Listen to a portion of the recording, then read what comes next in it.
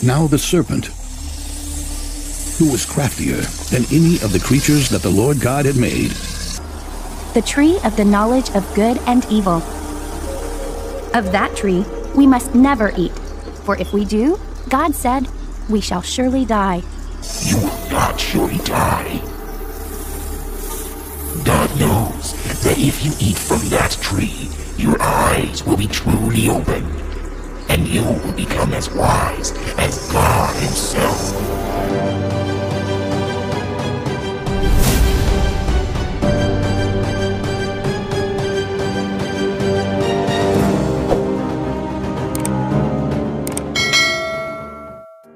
Apa kemungkinan identitas dari buah terlarang yang dijelaskan dalam Alkitab berada di Taman Eden, yang konon dimakan oleh Hawa dan kemudian dibagikan dengan Adam? Jika tebakan Anda adalah apel, Anda mungkin salah. Alkitab Perjanjian Lama sebenarnya tidak merinci jenis buah apa yang dimakan oleh Adam dan Hawa. Kita tidak tahu apa itu. Tidak ada indikasi bahwa itu adalah apel, kata Rabbi Ari Zivotofsky, seorang profesor ilmu syaraf di Bar Ilan University, Israel, kepada Life Science. Adegan yang sangat penting itu diuraikan dalam kitab Kejadian buku pertama Alkitab, tidak lama setelah Tuhan memperingatkan Adam untuk tidak makan dari pohon pengetahuan. Akan tetapi seekor ular di taman menyuruh Hawa untuk menggigitnya.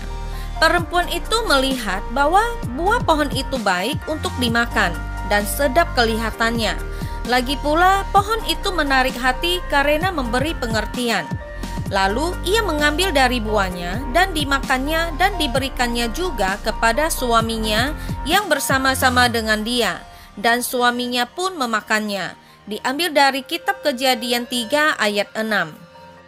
Untuk jenis buahnya, hanya digambarkan sebagai buah dari pohon, kata Zivotofsky. Hanya itu yang dikatakan, tidak ada indikasi. Kita tidak tahu jenis pohon apa dan buah apa. Kata Ibrani yang digunakan dalam ayat itu adalah peri, sebuah kata umum untuk buah dalam bahasa Ibrani dalam Alkitab maupun Ibrani modern, menurut Zivotofsky. Sebaliknya, kata Zivotofsky, dalam bahasa Ibrani modern untuk apel, taphiwach, tidak muncul dimanapun dalam kitab Kejadian atau di 5 kitab pertama Alkitab Ibrani.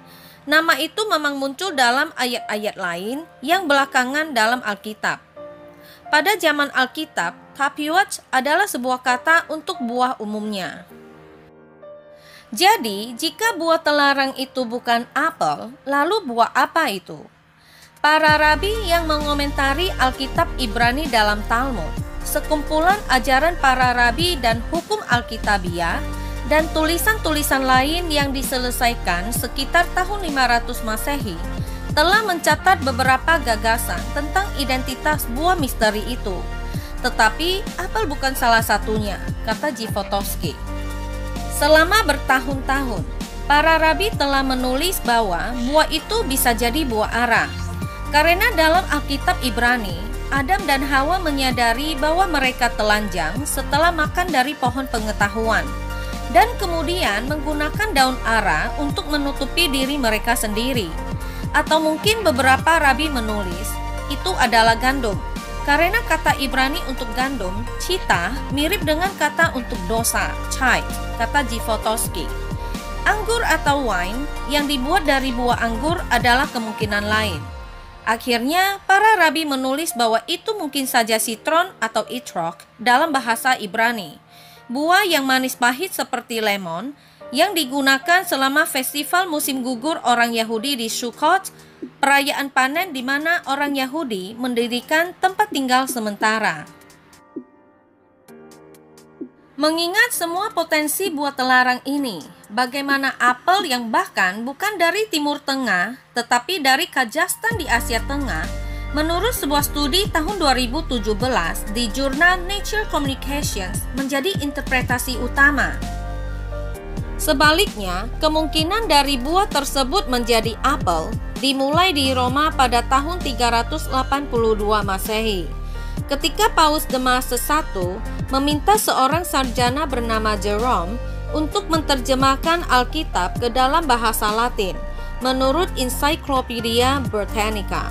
Sebagai bagian dari proyek itu, Jerome menerjemahkan bahasa Ibrani Peri ke dalam bahasa Latin Malum, menurut Robert Applebaum, seorang profesor emeritus sastra Inggris di Universitas Uppsala di Swedia, dan penulis Aquatics Beef, Belchis Hiccup, dan Other Gastronomic Interjections.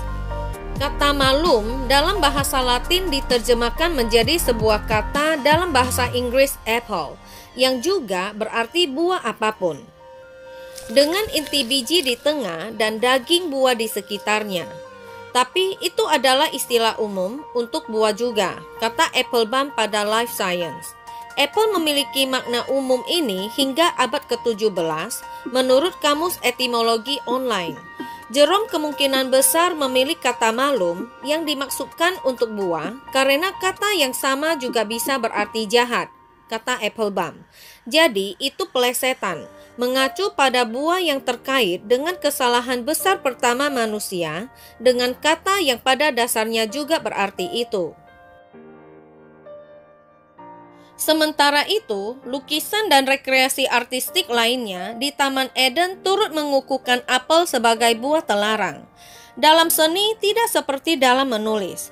Buah tidak bisa murni umum, kata Applebaum.